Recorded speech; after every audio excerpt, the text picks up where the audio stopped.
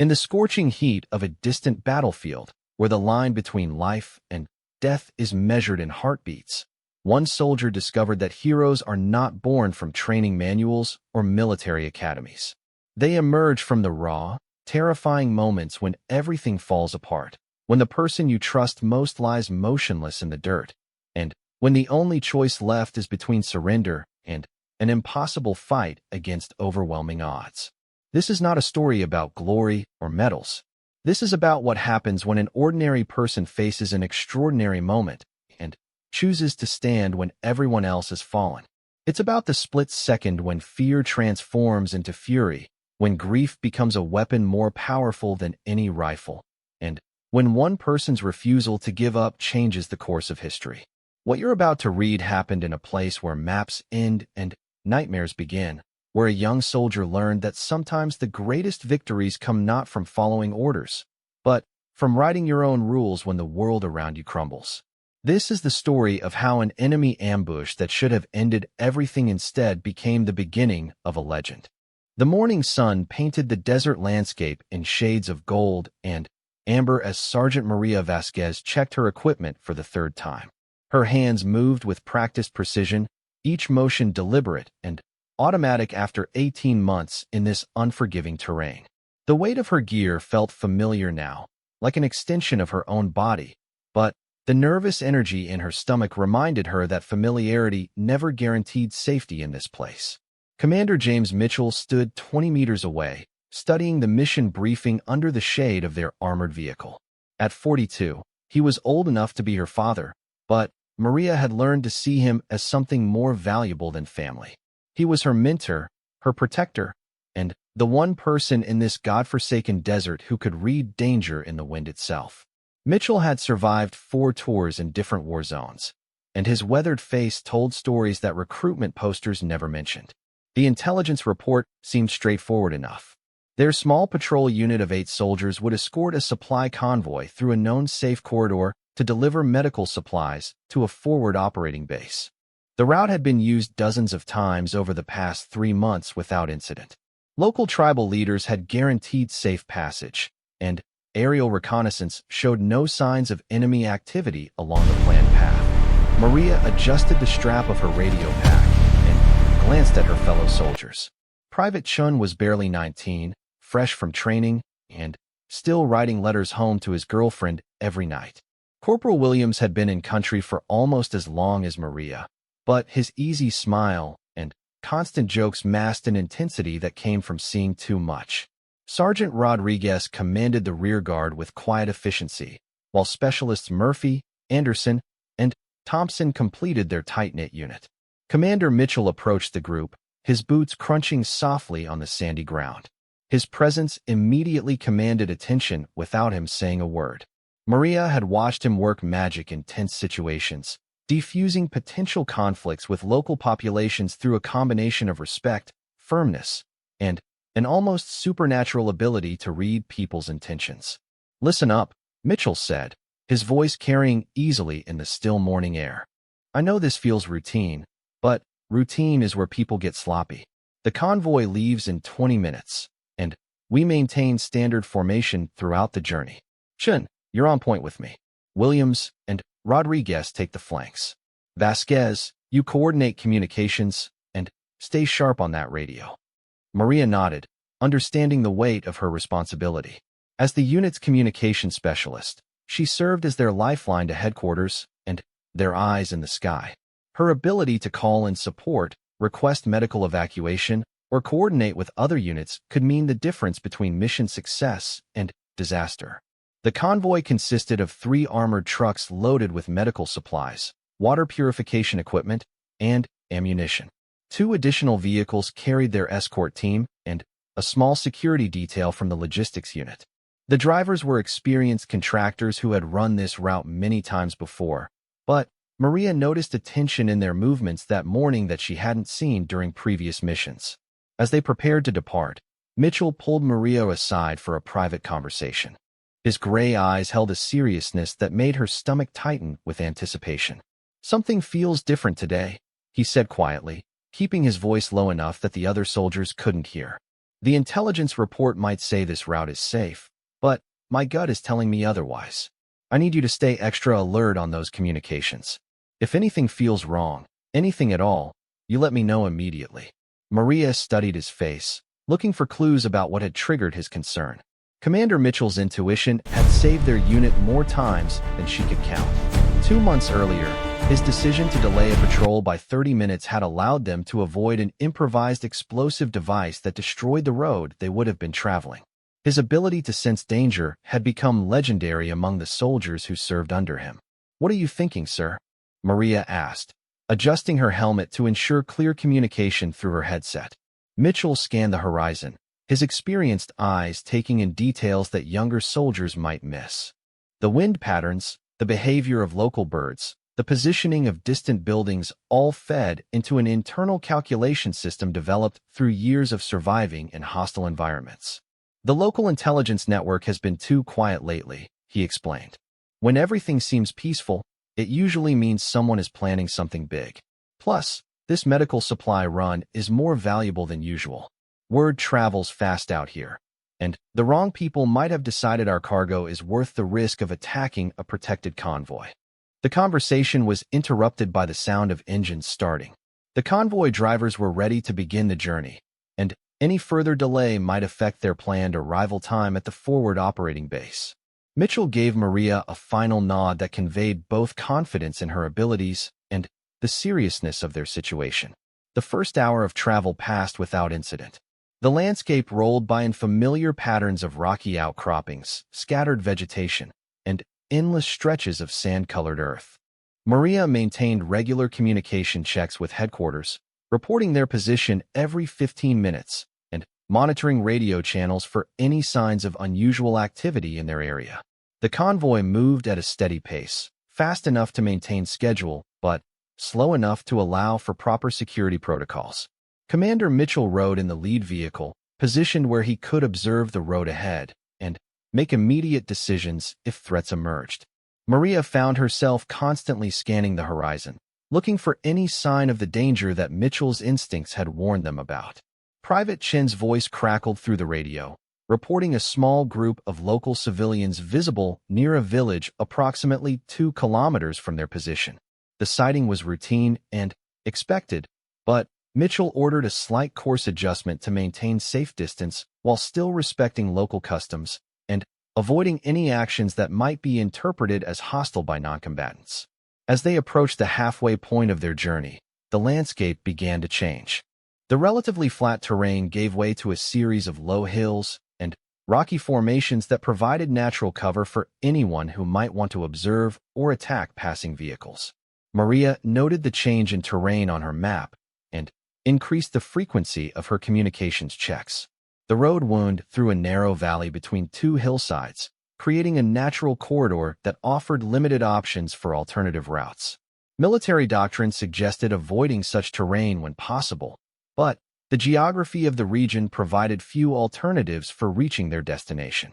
Previous convoys had traveled this route successfully, and engineering teams had swept the area for explosive devices just 2 weeks earlier.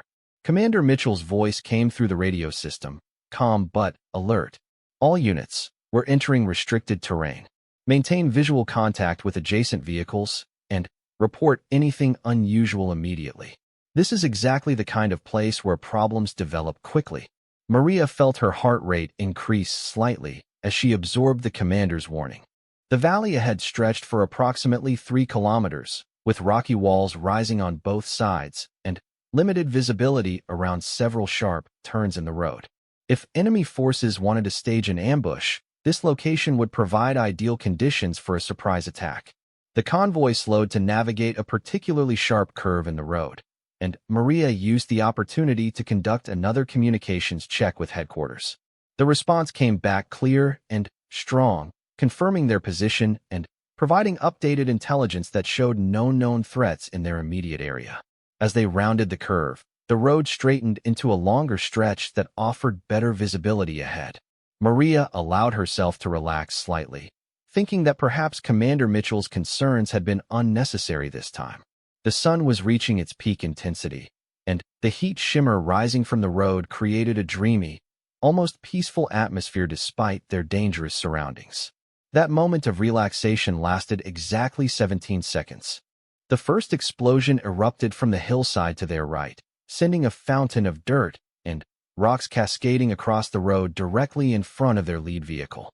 Commander Mitchell's driver reacted instantly, yanking the steering wheel hard to the left to avoid the debris, but the sudden maneuver caused their vehicle to skid sideways on the loose gravel surface. Maria's training kicked in immediately, her fingers flying across her radio controls to establish emergency communications with headquarters. But before she could complete the transmission, a second explosion rocked the hillside to their left, and she realized with growing horror that they had driven directly into a carefully planned killing zone. The enemy had waited patiently for the convoy to reach the perfect position, where the road offered no escape routes, and the rocky terrain provided excellent cover for attackers. Multiple muzzle flashes erupted from concealed positions on both sides of the valley, and the distinctive sound of automatic weapons fire filled the air with deadly precision. Commander Mitchell's voice cut through the chaos, issuing rapid orders to his scattered unit. Contact left and right. All vehicles find cover immediately. Vasquez, get me air support now. Maria's hands moved across her equipment with desperate speed. The blast wave hit Maria like an invisible fist, throwing her against the side of her vehicle with enough force to knock the wind from her lungs. For a moment, the world went silent except for a high-pitched ringing in her ears, and she struggled to understand what had just happened. Dust and smoke filled the air so thickly that she couldn't see more than a few feet in any direction. As her hearing slowly returned, the full horror of their situation became clear. The commander's vehicle had taken a direct hit from the rocket-propelled grenade, and what remained was a twisted mass of metal burning fiercely against the boulder that had provided their final cover. Black smoke poured from the wreckage, carrying with it the acrid smell of burning fuel and something worse that Maria's mind refused to identify. Enemy gunfire continued to pour down from both sides of the valley, creating a deadly crossfire that trapped the scattered convoy vehicles in an impossible situation. The attackers had chosen their position perfectly, using the natural terrain to create overlapping fields of fire that covered every potential escape route. Maria forced herself to move, crawling toward her damaged radio equipment while bullets sparked off the rocky ground around her position. Her primary communications system had been destroyed in the initial attack, but her backup radio might still be functional if she could reach it without exposing herself to enemy fire. The sound of someone screaming cut through the chaos, and Maria realized it was Private Chun. The young soldier had been thrown from his vehicle during the initial explosion and now lay pinned beneath a section of twisted metal, his leg bent at an unnatural angle. Blood seeped through his uniform, creating a dark stain that spread rapidly across the dusty ground. Corporal Williams had taken cover behind their communications vehicle, using his rifle to return fire at muzzle flashes visible on the eastern hillside. His movements were precise and controlled, but Maria could see the desperation in his face as he realized how badly outnumbered they were. The enemy force appeared to be at least 20 fighters, possibly more, positioned in carefully prepared fighting positions that provided excellent protection. Through the smoke and confusion, Maria caught sight of Sergeant Rodriguez attempting to reach Chen's position. The veteran soldier moved in short bursts, using whatever cover the terrain provided while automatic weapons fire tracked his movements. His courage in trying to rescue the wounded private gave Maria the inspiration she needed to overcome her own fear and take action. She reached her backup radio and immediately began attempting to establish contact with headquarters. Static filled her earpiece, mixed with fragments of distant voices that might have been other units operating in the region. The valley walls were interfering with her signal strength, but she continued trying different frequencies, knowing that their survival depended on getting word out about their situation. A new sound joined the cacophony of battle as enemy fighters began advancing down the hillsides toward their trapped positions. Maria could hear voices shouting in a language she didn't understand, coordinated movements that suggested these were experienced fighters rather than opportunistic attackers. The ambush had been planned with military precision, and the enemy clearly intended to finish what they had started. The realization that Commander Mitchell was gone hit Maria like a physical blow. For 18 months, she had relied on his experience, his judgment, and his uncanny ability to keep them all alive in impossible situations. Without his leadership, their small unit felt naked and vulnerable against an enemy force that had every advantage. William's voice cut through her despair as he called out coordinates for enemy positions he had identified. His training as a forward observer was showing through despite the chaos, and Maria realized that someone needed to take charge if they were going to have any chance of survival. She keyed her radio and broadcast on the emergency frequency, hoping that someone, anywhere, might be monitoring their channel. Any station, this is Bravo 6. We are under heavy attack in grid reference 7428. Multiple casualties, need immediate air support and medical evacuation. Commander down, unit scattered, enemy force estimated at 20+ fighters with heavy weapons. The response was immediate, but not what she had hoped for. A different voice crackled through the static, distant and fragmented. Bravo 6, this is Thunder Base. Your position is outside our immediate response area. Nearest air support is 40 minutes out. Can you hold position? 40 minutes might as well have been 40 hours.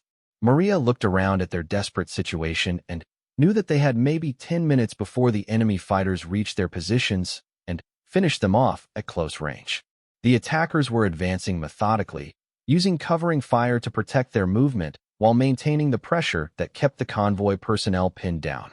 Private Chin's screaming had stopped, which Maria realized might not be a good sign.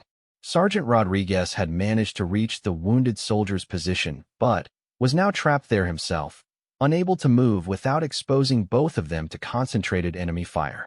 The makeshift aid station he had created behind an overturned supply truck was under constant attack from at least 3 different directions. The burning wreckage of Commander Mitchell's vehicle served as a stark reminder of what happened to anyone who tried to take leadership in this situation. But, as Maria watched her fellow soldiers being picked off one by one, she understood that someone had to make decisions or they would all die in this valley. She grabbed her rifle and crawled toward William's position, using the communications vehicle as cover while bullets continued to spark off the metal around her. When she reached the corporal, his face was grim but determined, and she could see that he was thinking the same thoughts she was. "We can't wait for air support," she told him, having to shout to be heard above the gunfire. "They're going to overrun us in less than 10 minutes. We need to do something now." Williams nodded grimly, ejecting an empty magazine from his rifle and replacing it with practiced efficiency. "The commander would have had a plan," he said, his voice carrying a mixture of grief and determination. He always had a plan for situations like this. Maria studied the battlefield, trying to see it through Mitchell's experienced eyes. The enemy had positioned themselves to create an inescapable trap, but every tactical situation had weaknesses if you could find them. The attackers on the eastern hillside were more exposed than those on the west, and their advance down the slope would eventually bring them within range of accurate rifle fire. More importantly, the enemy fighters were concentrating their assault on the center of the convoy, where the most valuable supplies were located. They seemed less interested in the flanking vehicles, which might provide an opportunity for someone willing to take enormous risks. "Thompson and Anderson are still mobile on the south end," Williams observed, following her gaze toward the rear of the convoy. "If we could coordinate with them, maybe create enough of a distraction to get Rodriguez and Chin out of there." The plan that began forming in Maria's mind was desperate and dangerous, but it was better than sitting still while the enemy closed in for the kill. She looked at the tactical situation again, measuring distances, calculating risks, and trying to anticipate how their enemy would respond to unexpected actions. The sound of approaching helicopters reached them through the chaos, but Maria quickly realized the aircraft were not friendly. The distinctive sound of rotor blades was coming from the wrong direction, and within moments she could see 2 enemy helicopters approaching from the north. The attackers had planned for this contingency, bringing air support of their own to prevent any chance of escape. Williams cursed under his breath as he recognized the threat. Those looked like modified civilian birds, probably carrying rockets or machine guns. "We're completely exposed out here." The helicopters split up as they approached the valley, one moving to each and to cut off any potential escape routes. Maria realized that the enemy had planned this operation with the kind of detail that suggested inside knowledge of convoy schedules and routes. This wasn't a random attack. It was a carefully orchestrated operation designed to capture or destroy their specific cargo. Private Chin's voice reached them across the battlefield, weak but audible. "Sergeant Vasquez. Rodriguez is hit bad. I can see bone in his arm. And he's losing a lot of blood." The situation was deteriorating rapidly. In addition to their commander, they now had at least 2 seriously wounded soldiers who couldn't move without assistance. The enemy was advancing on foot while their helicopters provided covering fire, and friendly air support was still at least 30 minutes away. Maria made a decision that would have seemed impossible. Justin Maria's hands trembled slightly as she checked her rifle one final time, but her mind had achieved a clarity that surprised her.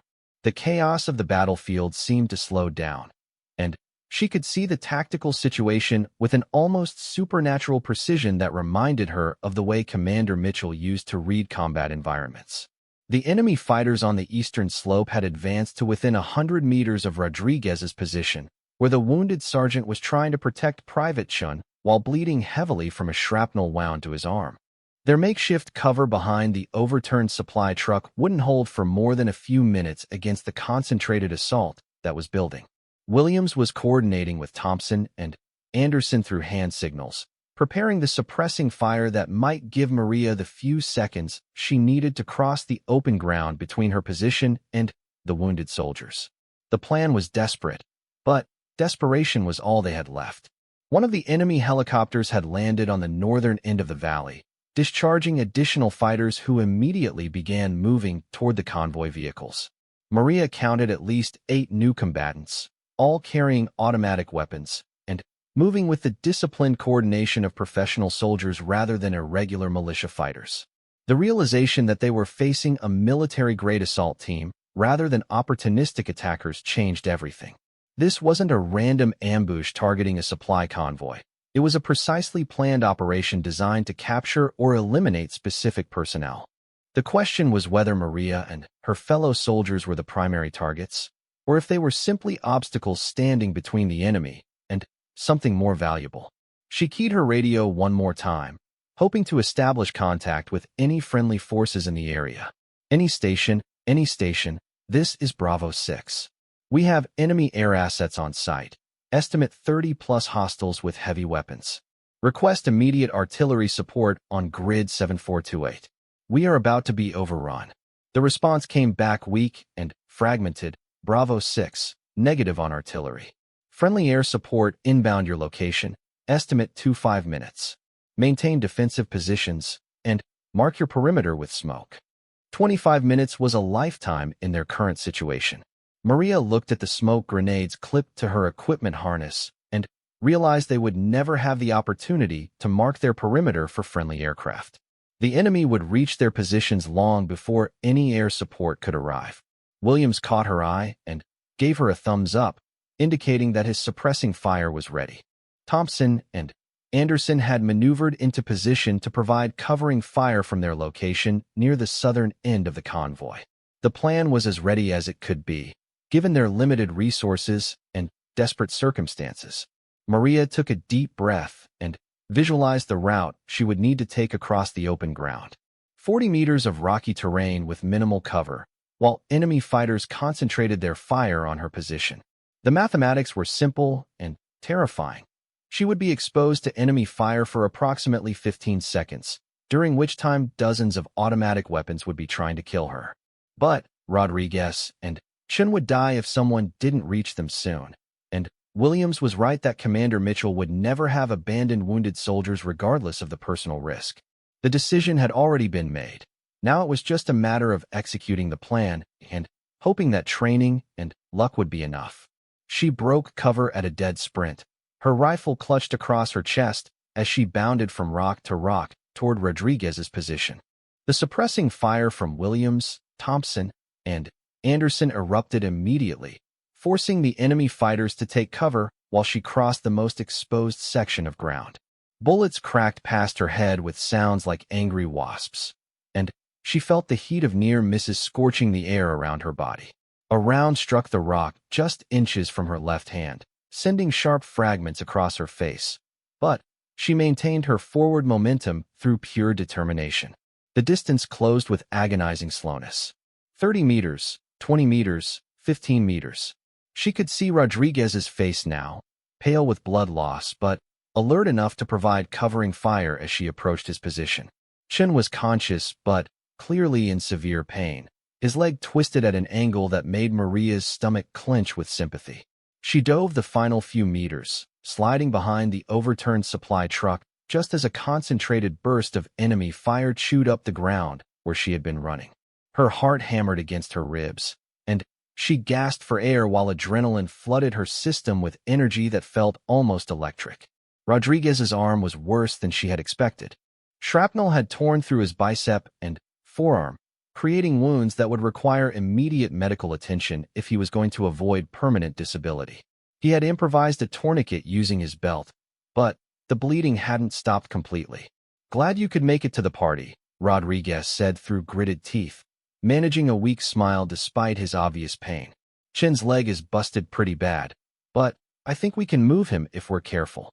Maria examined Private Chen's injury and immediately understood why Rodriguez hadn't attempted to relocate him earlier. The young soldier's leg was broken below the knee, with bone fragments visible through tears in his uniform.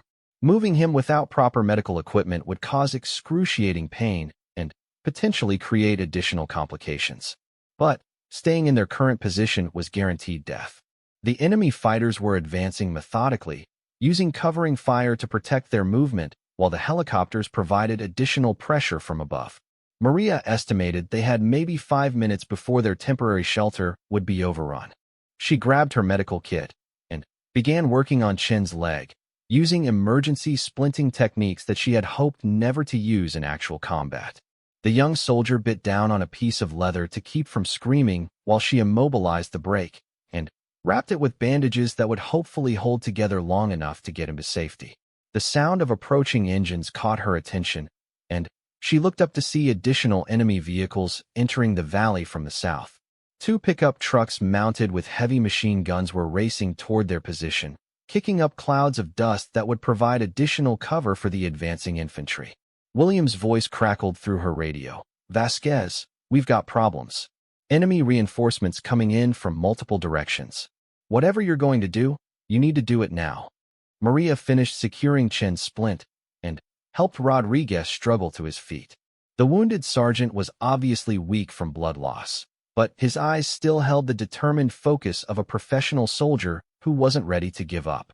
Together, they lifted Chen as carefully as possible, trying to minimize his pain while preparing for another dangerous dash across open ground. The enemy helicopters had repositioned themselves to cut off their retreat route, and Maria realized that their original plan wouldn't work anymore. The tactical situation had changed too dramatically, and they needed a completely different approach if they were going to survive the next few minutes. She studied the terrain around their position, looking for anything that might provide an advantage. The burning wreckage of Commander Mitchell's vehicle was approximately 60 meters to their northwest, still pouring black smoke into the sky.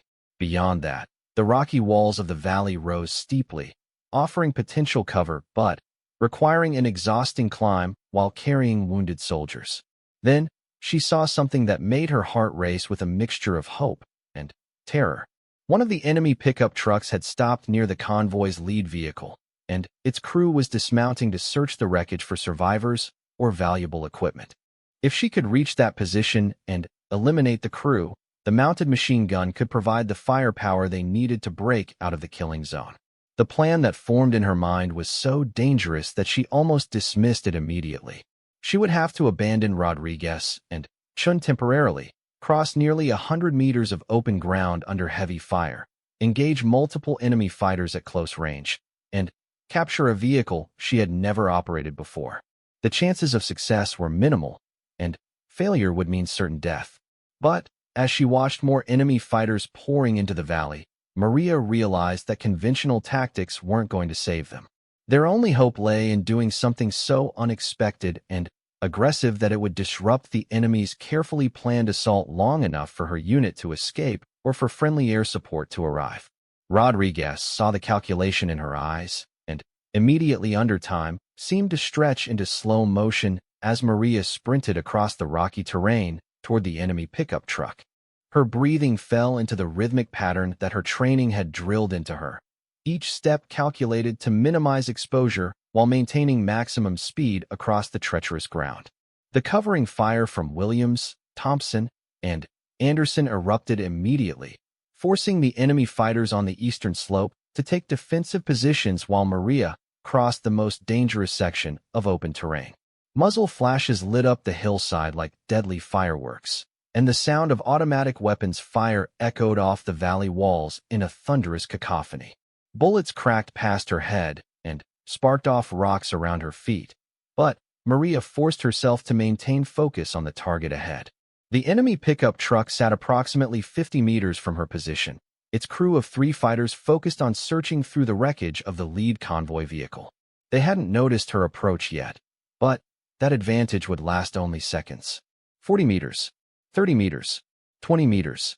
Maria could see the details of the enemy fighters now, their military-style clothing, the professional way they handled their weapons, the coordinated movements that confirmed her suspicion that these were trained soldiers rather than a regular militia.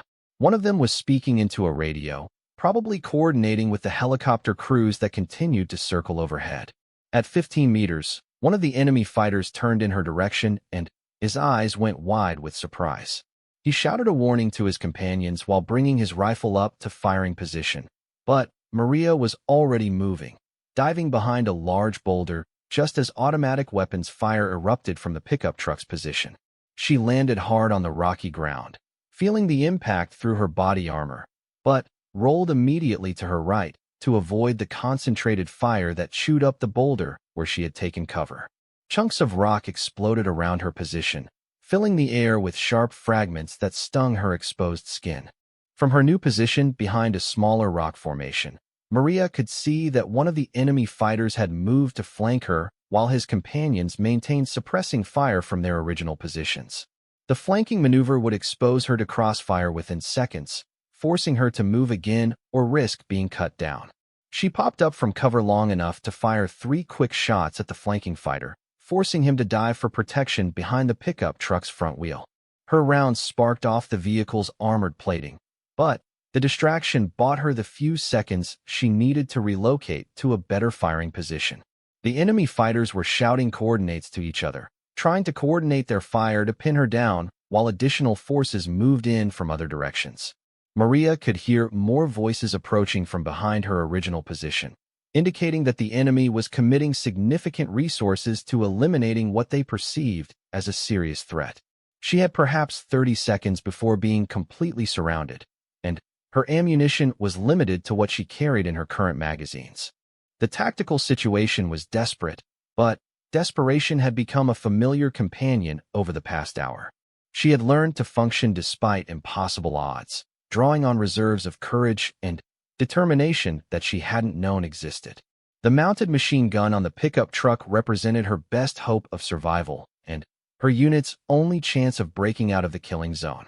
But reaching it would require eliminating 3 enemy fighters in close-quarters combat while under fire from multiple directions. The mathematics were daunting, but Commander Mitchell had taught her that sometimes mathematics mattered less than willpower. Maria pulled a fragmentation grenade from her equipment harness, calculating the distance to the pickup truck and the positions of the enemy fighters. The weapon had a casualty radius of approximately 5 meters and a lethal radius of 15 meters, but using it would also expose her to her own blast effects if she wasn't careful about timing and stood what she was thinking. "That's suicide," he said quietly, adjusting his grip on Chun to take more of the young soldier's weight. "Even if you make it to that truck, you'll be surrounded by hostiles with nowhere to run." Maria checked her ammunition one more time, counting the rounds in her current magazine and the spare magazines clipped to her equipment harness. She had enough bullets for perhaps 3 minutes of sustained firefight, assuming she could maintain accuracy under extreme stress. Against professional fighters in prepared positions, those odds were not encouraging. But Commander Mitchell's voice seemed to echo in her memory, reminding her that the difference between victory and defeat often came down to the willingness to take calculated risks when conventional wisdom suggested retreat. Sometimes the most dangerous course of action was also the only one that offered any hope of survival. She keyed her radio and contacted Williams. "I'm going for that pickup truck. When I make my move, I need everything you've got on that eastern slope. Make them think we're staging a full assault from this position." Williams' response was immediate. "Negative, Vasquez. That's a suicide run. We'll figure out another way." Maria looked at Rodriguez's pale face, then at Chin's pain-glazed eyes, then back toward the burning wreckage where Commander Mitchell had died trying to protect his soldiers. The mathematics of their situation were brutally clear. Someone had to take action, or everyone was going to die in this valley. "There is no other way," she said into her radio, surprising herself with the calm certainty in her voice. "Cover me for 30 seconds, then get Rodriguez and Chun back to Williams' position. If I don't make it, you coordinate the defense until air support arrives." Before anyone could argue with her decision, Maria broke cover and began running toward the enemy position at a dead sprint, her rifle ready and her mind focused on the impossible task ahead. Hour earlier, she grabbed extra ammunition magazines from the communications vehicle and checked her rifle one final time. The weapon felt heavier than usual in her hands, but she forced herself to remember the countless hours of training that had prepared her for exactly this moment. "Williams, I need you to coordinate with Thompson and Anderson. When I make my move, I want suppressing fire on that eastern slope. Make them keep their heads down for at least 60 seconds. The corporal stared at her in disbelief. "What are you planning to do?" Maria looked toward the burning wreckage of Commander Mitchell's vehicle, then back at her trapped comrades, then up at the enemy positions that held them all at gunpoint. The mathematics of their situation were brutally simple. Someone had to take action, or everyone was going to die. "I'm going to get our people out," she said, surprising herself with the certainty in her voice. "And then, I'm going to make these bastards pay for what they did to the commander." The first enemy helicopter made a low pass over their position, its door gunner spraying automatic fire across the convoy vehicles. The sound was deafening, and Maria felt the impact of bullets hitting the ground all around her. But instead of fear, she felt something else rising in her chest, a cold, focused anger that burned away her terror and replaced it with deadly purpose. Commander Mitchell had taught her that the difference between victory and defeat often came down to the willingness to act when action seemed impossible. As she prepared to leave cover and cross open ground under heavy fire, Maria understood that she was about to find out whether she had learned that lesson well enough to survive what came next. As she reached for her primary radio, a burst of enemy fire shattered the antenna mounting just inches from her head. Her heart pounded as she realized that their communication link to the outside world had been severed in the opening seconds of the ambush. The convoy vehicles scattered in different directions, drivers and security personnel seeking whatever cover the harsh terrain could provide. The sound of gunfire echoed off the valley walls, creating a confusing cacophony that made it difficult to determine exactly where the attacks were coming from. Through the dust and confusion, Maria watched Commander Mitchell's vehicle slide to a stop behind a large boulder formation. She could see him moving inside the vehicle, probably trying to assess their situation and coordinate a defensive response.